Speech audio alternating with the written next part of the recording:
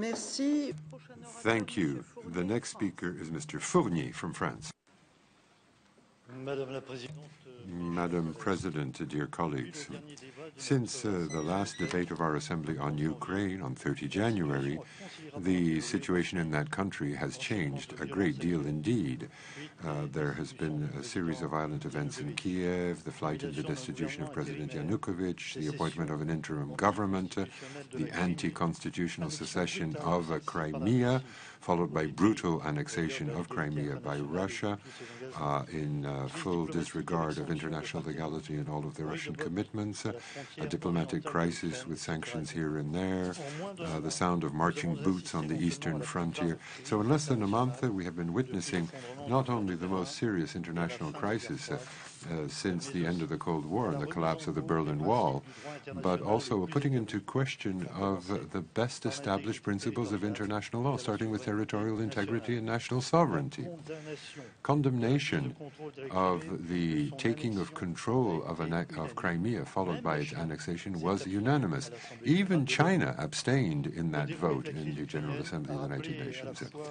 Now, this Ukrainian crisis reminds us of the methods used in 1938 to so-called protect the Sudeten Germans who were supposedly in danger, and the Soviet intervention of 1978 in Czechoslovakia to close down the Prague Spring. And today, like yesterday, the Western powers have just sat back and watched, limiting themselves to strong declarations of solemn condemnation. And we know how successful European-American sanctions have been. And Moscow would be wrong not to just keep going.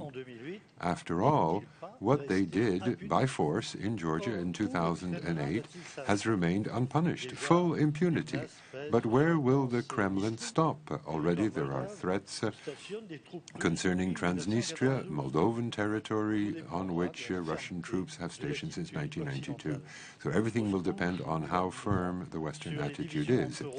Moscow is very adept at playing off divisions among Europeans on the lack of coordination between Brussels and Washington, the knee-jerk pro-Russian stance of certain countries that are fascinated by its military power and, of course, its energy resources, and also, no doubt, by the strong fist of an audacious and determined leader who has no scruples whatsoever and no respect for international legality. Some would argue, even in Europe, that there are arguments in favor of the Russian attitude. To begin with, all Russia has done was to protect Russian-speaking populations or Russian ethnic populations in Crimea. We still do not know whether there was any aggression or who the aggressors were against these people, supposedly.